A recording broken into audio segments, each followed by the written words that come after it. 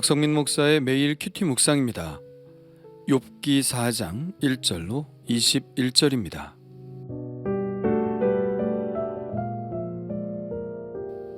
대만 사람 엘리바스가 대답하여 이르되 누가 내게 말하면 내가 실증을 내겠느냐? 누가 참고 말하지 아니하겠느냐? 보라, 전에 내가 여러 사람을 훈계하였고 손이 늘어진 자를 강하게 하였고 넘어진 자를 말로 붙들어 주었고 무릎이 약한 자를 강하게 하였거늘 이제 이 일이 내게 이름에 내가 힘들어하고 이 일이 내게 닥침에 내가 놀라는구나. 내 경외함이 내 자랑이 아니냐? 내 소망이 내 온전한 길이 아니냐? 생각하여 보라. 죄 없이 망한 자가 누구인가? 정직한 자의 끊어짐이 어디 있는가? 내가 보건대 악을 밭갈고 독을 뿌리는 자는 그대로 거두나니 다 하나님의 입 기운에 멸망하고 그의 콧김에 사라지느니라. 사자의 우는 소리와 젊은 사자의 소리가 그치고 어린 사자의 이가 부러지며 사자는 사냥한 것이 없어 죽어가고 암사자의 새끼는 흩어지느니라. 어떤 말씀이 내게 가만히 이르고 그 가느다란 소리가 내 귀에 들렸었나니 사람이 깊이 잠들 즈음 내가 그 밤에 본 환상으로 말미암아 생각이 번거로울 때에 두려움과 떨림이 내게 이르러서 모든 뼈마디가 흔들렸느니라. 그때 영이 내 앞으로 지나매 내 몸에 털이 쭈뼛하였느니라. 그 영이 서 있는데 나는 그 형상을 알아보지는 못하여도 오직 한 형상이 내 눈앞에 있었느니라. 그때 내가 조용한 중에 한 목소리를 들으니 사람이 어찌 하나님보다 의롭겠느냐? 사람이 어찌 그 창조하신 이보다 깨끗하겠느냐?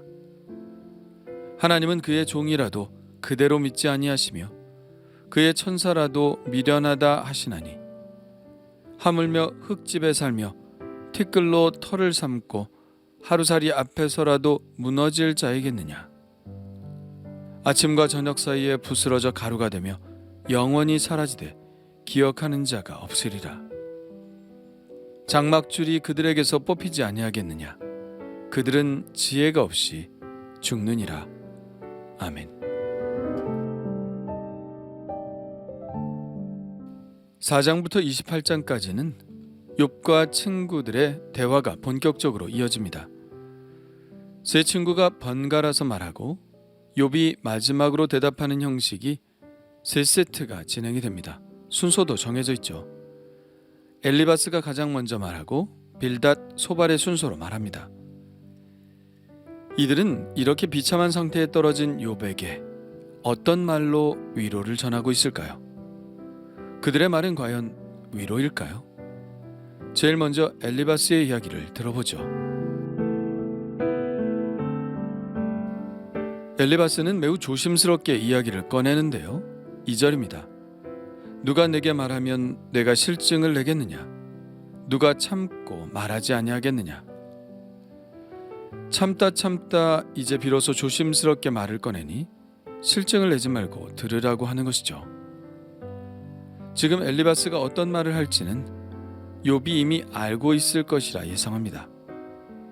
왜냐하면 욥도 이 사건이 일어나기 전엔 여러 사람을 훈계하는 지혜자였고 손이 늘어진 자를 강하게 하는 격려자였고 넘어진 자를 말로 붙들어주는 위로자였으며 무릎이 약한 자를 강하게 해주는 상담가였기 때문입니다. 그런데 이제는 입장이 바뀌어 이런 이야기를 들어야 하는 처지가 되었습니다. 5절입니다. 이제 이 일이 내게 이름에 내가 힘들어하고 이 일이 내게 닥침에 내가 놀라는구나. 여기까지는 욥을 진정 위로하는 말로 들립니다. 그러나 그는 7절에서 생각하여 보라. 죄 없이 망한 자가 누구인가? 정직한 자의 끊어짐이 어디 있는가? 이렇게 말합니다. 분명 욥을 정죄하는 말로 들리죠. 예, 맞습니다.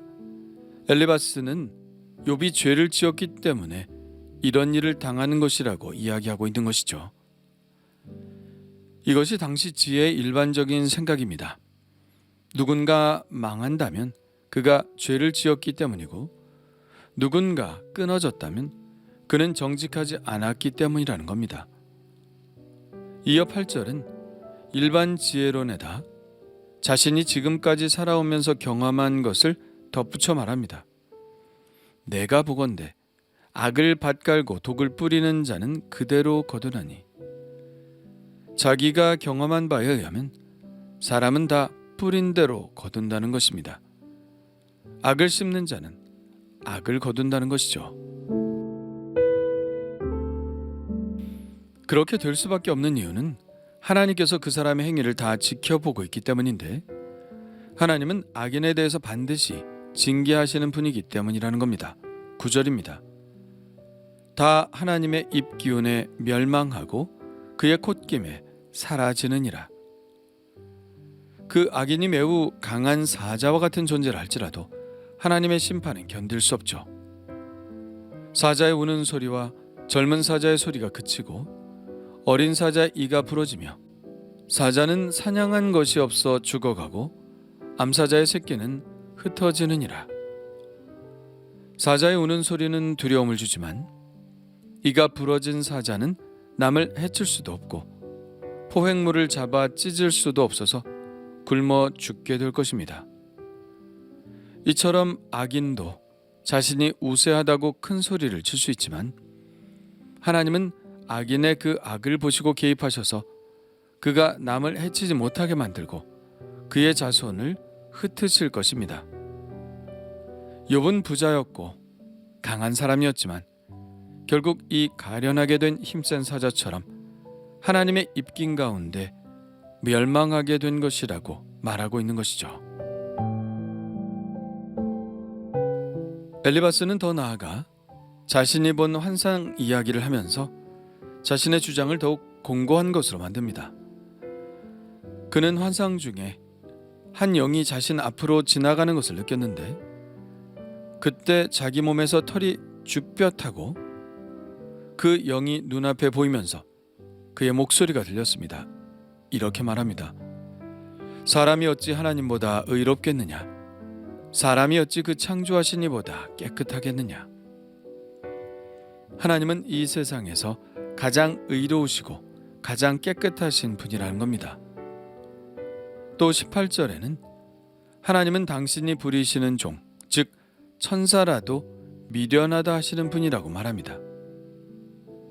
천사는 위대하고 성결한 존재인데요, 하나님 앞에서는 아무리 천사와 같은 존재라도 그 의를 자랑할 수 없다는 것이죠. 천사도 그러한데 하물며 사람은 하나님 앞에서 어떤 존재이겠느냐는 이야기를 하고 있는 것입니다. 19절부터의 이야기가 그 이야기입니다. 하물며 흙집에 살며 티끌로 털을 삼고 하루살이 앞에서라도 무너질 자이겠느냐. 여기서 흙집이란 흙으로 만들어진 존재인 사람을 가리키는 것이죠. 그렇게 흙과 같은 연약한 인간의 운명은 하루아침에 쓰러지고 맙니다. 20절입니다. 아침과 저녁 사이에 부스러져 가루가 되며 영원히 사라지되 기억하는 자가 없으리라. 장막줄이 그들에게서 뽑히지 아니하겠느냐. 그들은 지혜가 없이 죽느니라.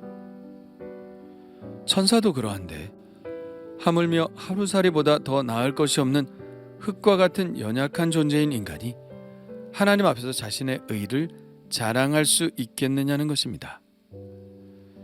결국 엘리바스가 이야기하는 것은 욥에게 내린 이 재앙은 그의 죄의 결과이기 때문에 자신의 의를 자랑하지 말고 하나님 앞에서 자신의 잘못을 찾아보라는 것이죠. 엘리바스의 이 말은 다 사실인 것처럼 보입니다. 욥의 상황이 아니라 일반적인 지혜론으로 보면 반박할 내용이 별로 없죠. 악인은 벌을 받고 그가 이룬 강함과 부는 하나님의 심판에 순식간에 무너지며 어떤 인간도 하나님 앞에서 자신의 의를 자랑할 수 없다는 것. 어떻게 이 말에 반박할 수 있을까요? 그러나 이것은 일반론적인 이야기입니다. 가장 위험한 것은 이 일반론을 모든 상황에 다 적용 가능한 것으로 보고 있다는 것이죠. 과연 이 엘리바스의 지혜의 말이 욥에게 그대로 적용될 수 있을까요? 그렇지 않겠죠. 그렇습니다. 일반론적인 지혜론과 각 사람이 처한 상황은 전혀 다를 수 있습니다. 그렇기 때문에 어떤 사람의 불행에 대해서 일반적인 지혜를 적용하는 것은 무리가 있습니다. 자, 그렇다면 우리는 어떤가요? 자신이 터득한 지혜와 지식을 조심성 없이 다른 사람을 평가하는데 적용하고 있지는 않나요?